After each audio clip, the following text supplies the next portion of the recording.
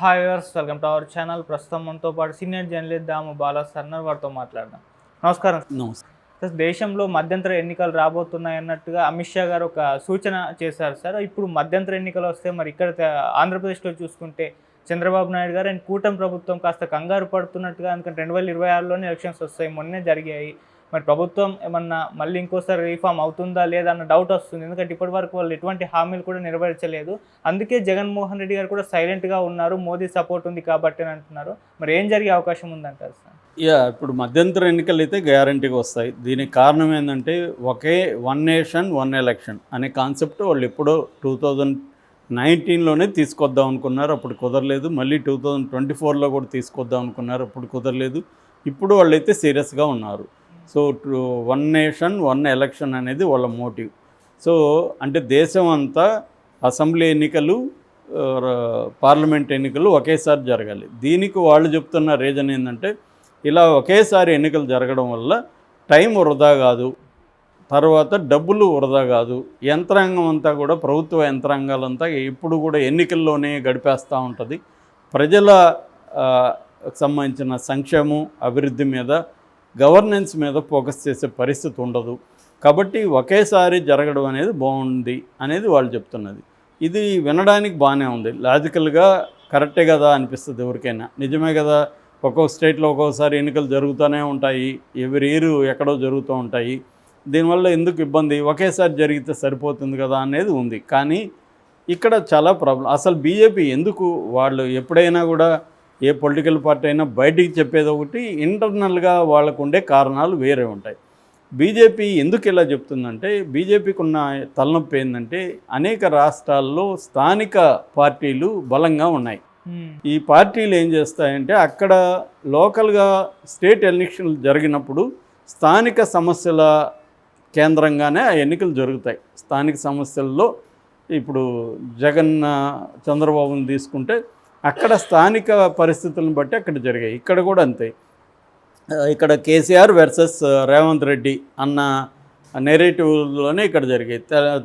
మనకి కర్ణాటకలో అది ఎక్కడైనా కూడా లోకల్ సమస్యలు ప్రధానంగా జరుగుతాయి. కానీ నేషనల్ లెవెల్లో ఎన్నికలు జరిగేటప్పుడు మోడీ వర్సెస్ అదర్స్ అన్న నెరేటివ్ వచ్చేస్తుంది. అందువల్ల ఇప్పుడు కొన్ని చోట్ల తీసుకుంటే, ఇప్పుడు ఫర్ ఎగ్జాంపుల్ కర్ణాటకలో తీసుకుంటే స్టేట్ ఎన్నికల్లో కాంగ్రెస్ బ్రహ్మాండంగా పర్ఫామ్ చేసింది, అధికారంలోకి వచ్చింది. కానీ నేషనల్ ఎలక్షన్ జరిగినప్పుడు అదే కర్ణాటకలో బీజేపీ బ్రహ్మాండంగా పర్ఫామ్ చేసింది. తెలంగాణ తీసుకుంటే తెలంగాణలో స్టేట్ ఎన్నికల్లో బీజేపీ పెర్ఫార్మెన్స్ పూర్గా ఉంది, ఎంపీ ఎన్నికల్లో బీజేపీ పెర్ఫార్మెన్స్ ఈక్వల్ టు కాంగ్రెస్కి 8 వచ్చాయి, బీజేపీకి 8 వచ్చాయి. సో ఇది అర్థమైంది బీజేపీకి. సో అందుకని మనం కానీ నేషనల్ ఎన్నికల్ని, రాష్ట్ర ఎన్నికల్ని ఒకేసారి జరిపేస్తే అప్పుడు లోకల్ ఇష్యూస్ని డామినేట్ చేసి నేషనల్ ఇష్యూస్ ముందుకు వస్తాయి. సో అప్పుడు మోడీ వర్సెస్ అనేది ఏర్పడుతుంది. కాబట్టి ఆ కాంటెక్స్లో మనకి విన్నింగ్ అవకాశాలు బెటర్గా ఉంటాయి అనేది మోడీ అండ్ కో ప్లాన్ అనమాట. దీన్ని ఎప్పటి నుంచో అమలు చేయడానికి ట్రై చేస్తున్నారు. దీనికి కొంతమంది వ్యతిరేకిస్తున్నారు, ముఖ్యంగా ఇండియా కూటమిలో ఉన్న నాయకులు వ్యతిరేకిస్తున్నారు. కొంతమంది సపోర్ట్ చేస్తున్నారు. జగన్ లాంటి వాళ్ళు, కేసీఆర్ లాంటి వాళ్ళు కూడా సపోర్ట్ చేశారు, మాకు అభ్యంతరం లేదని చెప్పారు. సో ఇప్పుడు ఖచ్చితంగా వాళ్ళు నెక్స్ట్ టైము ఎలక్షన్ తీసుకురాబోతున్నారు. ఇప్పుడు ఏంటంటే, కొన్ని రాష్ట్రాల్లో 2026 వరకు ఎలక్షన్లు ఉన్నాయి వరుసగా. ఇప్పుడు హర్యానా, జమ్మూ కాశ్మీర్, మహారాష్ట్ర ఈ ఇయర్లో ఎలక్షన్లు ఉన్నాయి. బీహార్, ఢిల్లీ లాంటి రాష్ట్రాల్లో నెక్స్ట్ ఇయర్ ఎలక్షన్లు ఉన్నాయి. తర్వాత ఉత్తరప్రదేశ్, తమిళనాడు, వెస్ట్ బెంగాల్ 2026లో ఎలక్షన్లు ఉన్నాయి. సో ఒక్కసారిగా ఉత్తరప్రదేశ్ ఎలక్షన్లతో పాటు 3 రాష్ట్రాలు ఉన్నాయి కాబట్టి మిగతా రాష్ట్రాలకు కూడా ఒకేసారి ఎన్నికలు పెట్టేద్దామన్న ఆలోచనలో ఉన్నట్టుగా నిన్న అమిత్ షానే ప్రకటించాడు. అంటే ఆల్రెడీ దీని మీద కమిటీ రిపోర్టు కూడా వచ్చేసింది. ఎన్నికలు పెట్టడమే కరెక్ట్ అని రిపోర్టు కూడా చెప్పింది, మేము పెట్టడానికే వెళ్తున్నామని. సో ఇలాగా కానీ పెడితే ఆంధ్రప్రదేశ్ పరిస్థితి ఏంటి? ఆంధ్రప్రదేశ్లో మొన్న బ్రహ్మాండంగా మెజార్టీతో కూటమి ప్రభుత్వం అధికారంలోకి వచ్చింది, చంద్రబాబు నాయుడు సీఎం అయ్యాడు. కానీ ఇప్పటివి 100 రోజులైంది. 100 రోజుల్లో వాళ్ళ పరిస్థితి ఏంటి? దాదాపు 20,000 కోట్లు అప్పు చేశారు చంద్రబాబు. ఈవిరి మంగళవారం చేస్తున్నాడు. దాని తర్వాత నిన్ననే ఖజానా ఖాళీ అయిపోయింది. ఉద్యోగులకు కూడా జీతాలు ఇవ్వలేని పరిస్థితి అని చంద్రబాబు అనౌన్స్ చేశాడు. ఇప్పటి వరకు ఆయన చెప్పిన సూపర్ సిక్స్లో ఏది కూడా అమలు చేయలేదు. ఒక్క వృద్ధాప్య పెన్షన్లో తప్ప ఇంకా ఏ స్కీములు కూడా చంద్రబాబు అనౌన్స్ చేయలేదు. ఈ లోపల వరదలు వచ్చాయి. వరదల్లో దాదాపు 20,000 కోట్లు లాస్ వచ్చింది. ఒక పైసా కేంద్రం నుంచి తేలేకపోయాడు చంద్రబాబు. సో ఈ కాంటెక్స్లో అప్పులని అంటున్నాడు.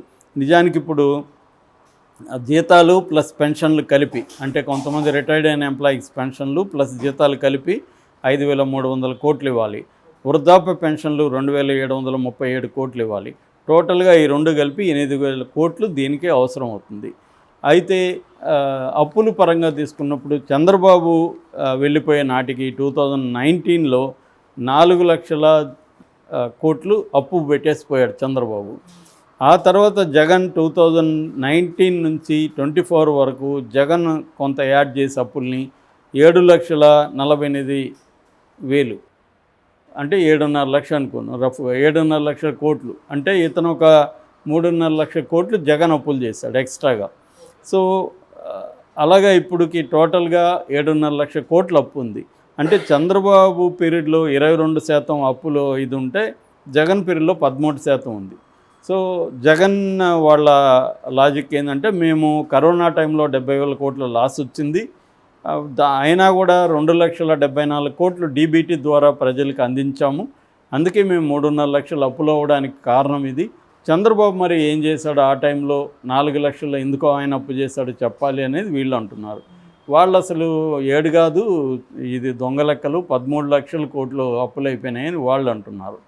మరి అంత అప్పులైనాయని ముందే తెలుసు కదా ఎలక్షన్ ముందు. కానీ చంద్రబాబు ఎందుకు అటువంటి హామీలు ఇచ్చాడు? సంవత్సరానికి 1,00,000 కోట్ల ఖర్చు అయ్యే హామీలు చంద్రబాబుని ఇవ్వమని ఎవడు అడిగాడు? అంటే మోసం చేయాలనే ఉద్దేశంతో కదా, ఆయనకు తెలిసే కదా ఇచ్చాడు. మరి అప్పుడు జీతాలు ఇవ్వలేదని జగన్ని విపరీతంగా విమర్శించారు. ఇదే ఆంధ్రజ్యోతి ఎన్నోసార్లు జీతాలు ఇవ్వలేకపోతున్నారు. ఇప్పుడేమో ఇదే ఆంధ్రజ్యోతిలో ఫ్రంట్ పేజీలో ఇందాక నేను చెప్పిన లెక్కలో ఉంది కదా, జీతాలు ఎంత ఇవ్వాలి, సో జీతాలు ఇచ్చే పరిస్థితి లేదని ఇప్పుడు రాస్తుంది. మళ్ళీ దీనంతా జగన్కి అకౌంట్లోకి పడేయాలని ట్రై చేస్తున్నారు. సరే, జగన్ చేతగానాడు, జగన్ దుర్మార్గుడు, జగన్ సైకో, జగన్ ఇంకోటి భూతము. సరే, నువ్వు వచ్చావు కదా, నువ్వు మరి ఏం చించావు 3 నెలల్లో? మరి మోడీ నుంచి ఎందుకు ఫండ్స్ తీసుకెళ్ళకపోయావు? నీ మీద ఆధారపడి మోడీ ఉన్నాడు కదా అనేది ఇప్పుడు ప్రశ్న.